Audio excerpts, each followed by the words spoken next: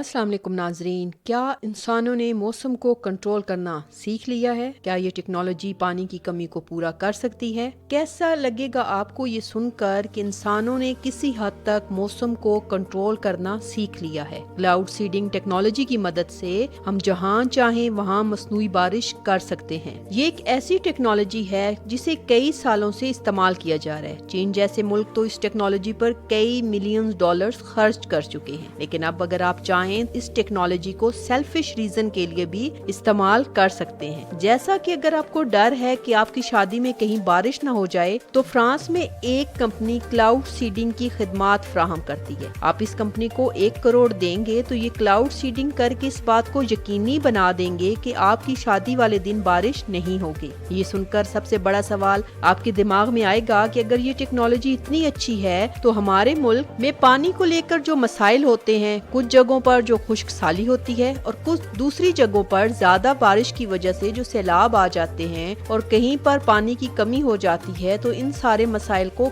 हल करने के लिए क्यों नहीं इस टेक्नोलॉजी को इस्तेमाल किया जाता। आइए जानते हैं इस वीडियो में तफसील के साथ क्लाउड सीडिंग के बारे में। मैं हूं मिसबा खान और आप देख रहे हैं ग्लोबल फैक्ट। वीडियो को लाइक करें और चैनल को लाजमी सब्सक्राइब करें। नाजरीन, आज की इस वीडियो में क्लाउड सीडिंग को बेहतर तरीके से समझते हैं। क्लाउड सीडिंग की टेक्नोलॉजी को समझने के लिए पहले हमें बादलों को समझने की जरूरत है। आखिर ये बादल हैं क्या और ये कैसे बनते हैं? नाज़रीन, हमने स्कूलों में मादा की 3 हालतों के बारे में तो पढ़ा है, ठोस, माया और गैस। अगर हम पानी की बात करें तो इसमें मादा की 3 हालतें यानी आइस, बर्फ, लिक्विड वाटर और गैसियस वाटर वेपर्स होते हैं। अगर आप किसी एक चीज का किसी एक हालत से दूसरी हालत में तब्दीली होती है तो इस अमल को एक नाम दिया जाता है। जैसे अगर बर्फ पिघलकर पानी बनती है तो इस अमल को मेल्टिंग कहते हैं। पानी जब दोबारा से बर्फ बनता है तो हम इसे फ्रीजिंग कहते हैं। पानी जब बुखारात में तब्दील होता है तो इस अमल को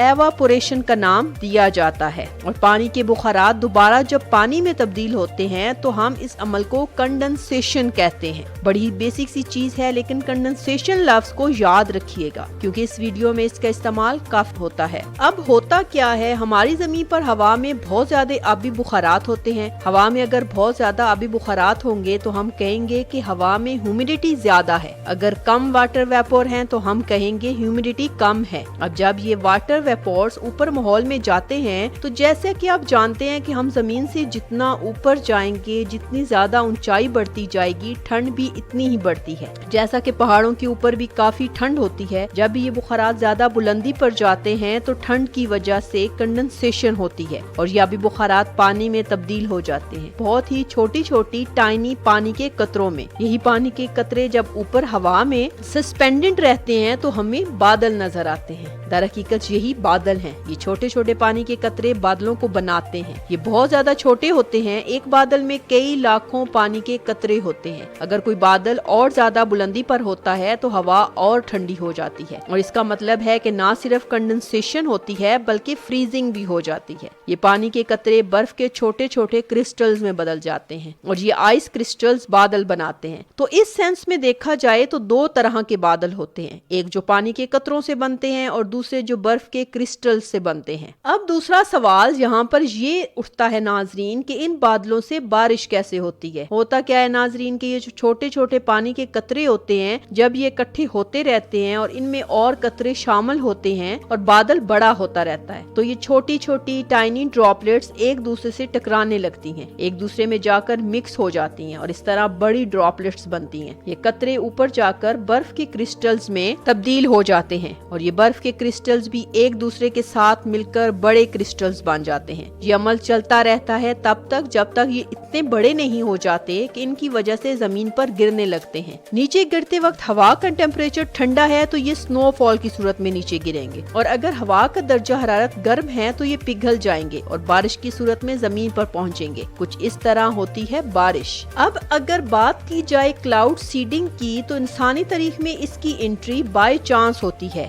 एक हादसे की वजह से। इंग्लिश में सेरेंडिटी लफ्ज इस्तेमाल होता है। इसका मतलब है बाय चांस कुछ ऐसा हादसा होना जिससे हमें फायदा मिले। 1943 की बात है। डॉक्टर विंसेंट शेफर एक अमेरिकी केमिस्ट और मेट्रोलॉजिस्ट थे। वो एयरक्राफ्ट, आइसिंग और प्रेसिपिटेशन पर तहकीक कर रहे थे। سال 1946 میں انہوں نے اپنی تحقیق میں کولڈ باکس کا استعمال کیا، ایک ایسا باکس جو بہت ٹھنڈا تھا۔ کسی اور چیز کی ٹیسٹنگ کرتے وقت اپنے تجربات کے دوران وہ اکثر اس کولڈ باکس میں بریتھڈ آؤٹ کرتے تھے۔ جیسا کہ آپ جانتے ہیں کہ جب ہمارے منہ سے سانس نکلتی ہے تو اس میں واٹر ویپر ہوتے ہیں، اور اگر باہر ٹھنڈ ہوگی تو کنڈنسیشن ہوگی۔ انہوں نے اپنے تجربات میں یہ چیز ہوتی ہوئی دیکھی۔ تو یہ کہنا غلط نہیں ہوگا کہ آپ کے منہ میں جو باہر فوگ نکلتی ہے سردیوں میں، یہ ایک طرح کا منی کلاؤڈ ہوتا ہے۔ اب ڈاکٹر شیفر نے بھی یہی چیز نوٹس کی، لیکن وہ اس سے ایک سٹیپ آگے لے گئے۔ انہوں نے سوچا کہ کیا ہوگا کہ اگر اس باکس کو مزید ٹھنڈا بنا دوں۔ یہ کرنے کے لیے انہوں نے ڈرائی آئس کا استعمال کیا۔ ڈرائی آئس بنیادی طور پر کاربن ڈائی آکسائڈ کی ٹھوس شکل ہوتی ہے۔ یہ عام طور پر ریفریجریٹرز اور کولنگ میں استعمال کی جاتی ہے، اور یہ صرف -78 سینٹی گریڈ پر ہی ایگزسٹ کرتی ہے۔ تو انہوں نے کچھ ڈرائی آئس لے کر اس کولڈ باکس میں رکھ دی، اور پھر جا کر انہوں نے بریتھ آؤٹ کیا۔ اس باکس میں تو کچھ معجزہ ہوتا نظر آیا۔ اچانک ان کے منہ سے نکلنے والی ہوا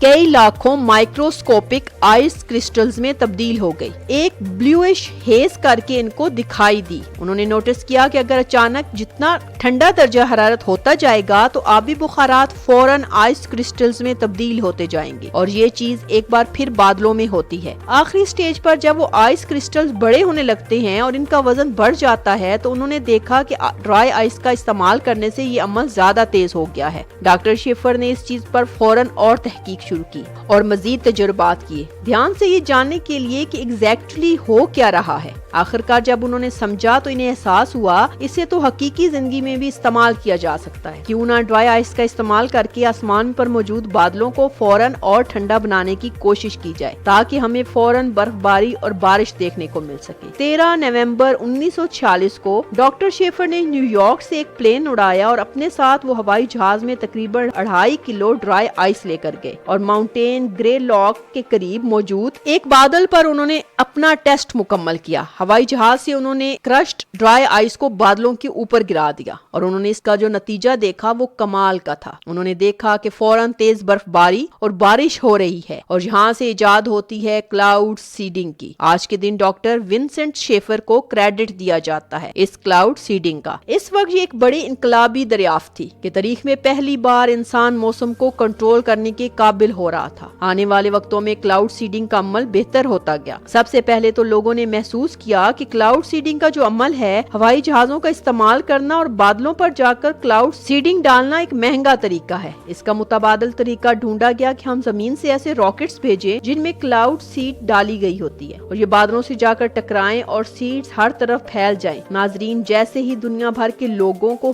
اور حکومتوں کو اس حیرت انگیز ایجاد کے بارے میں پتہ چلا، ہر کوئی لگ گیا کوئی ایسا طریقہ ڈھونڈا جائے جس سے اس کلاؤڈ سیڈنگ ٹیکنالوجی کو اپنے فائدے کے لیے استعمال کر سکیں۔ نومبر 1955 میں تھائی لینڈ کے بادشاہ نے ایک Thai land Royal rain making project launch کیا۔ وہ یہ ریئلائز کرنے والے پہلے لوگوں میں سے تھے کہ کیوں نہ ہم اس ٹیکنالوجی کا استعمال خشک سالی کے خاتمے کے لیے کریں۔ تھائی لینڈ میں اکثر کسان خشک سالی کا شکار ہوتے تھے، اور بادشاہ کا تجویز کردہ طریقہ کچھ حد تک کامیاب رہا۔ آج کے دن اس پروجیکٹ کو department of royal rain making and agriculture aviation of Thailand چلا رہا ہے۔ آگے چل کر 2001 میں ایک آرگنائزیشن نے تھائی لینڈ کی اس بادشاہ کو ایک ایوارڈ بھی دیا تھا۔ اب بہت سے ممالک نے یہ ریئلائز کیا کہ کلاؤڈ سیڈنگ کا استعمال بارش روکنے کے لیے بھی کر سکتے ہیں۔ اگر آپ کل ملا کر اس پروسیس کو دیکھیں تو ہم یہاں پر کیا کر رہے ہیں؟ ہم کنڈنسیشن کے عمل کو تیز کر رہے ہیں۔ ہم یہ کوشش کر رہے ہیں کہ آسمان پر بادلوں میں جو بارش کے قطرے ہیں انہیں جلدی زمین پر لانا ممکن بنائے۔ چنانچہ اگر کسی خاص دن کسی خاص علاقے میں ہمیں بارش کو ہونے سے روکنا ہے تو اس علاقے کے آس پاس کے علاقوں میں پچھلے چند دن کلاؤڈ سیڈنگ کر دی جائے تو بادلوں میں موجود آبی بخارات زمین پر گر جائیں گے اور پانی بادل ختم ہو جائیں گے، اور آنے والے ان مخصوص دنوں میں بارش دیکھنے کو نہیں ملے گی۔ بالکل اس طریقے کا استعمال 2008 میں چین نے بیجنگ اولمپکس کے دوران بھی کیا تھا۔ وہ چاہتے تھے کہ افتتاحی تقریب کے دوران بارش نہ ہو اور جس سے کوئی مسئلہ پیدا نہ ہو۔ اس مسئلے کو حل کرنے کے لیے انہوں نے کلاؤڈ سیڈنگ کا استعمال کیا تھا۔ اس کے بعد فروری 2009 میں چین نے آیوڈائڈ اسٹک کا استعمال کیا۔ جب بیجنگ میں خشک سالی کا خطرہ تھا تو انہوں نے اس سے بچنے کے لیے بیجنگ میں برف باری کروائی تھی۔ 3 دن تک برف باری ہوتی رہی اور ان کی 12 سڑکوں کو اس برف باری کی وجہ سے بند کرنا پڑا، اور اب ان کا پلان ہے کہ ایک دریا کو اس طریقے سے دوبارہ ریوائیو کیا جائے۔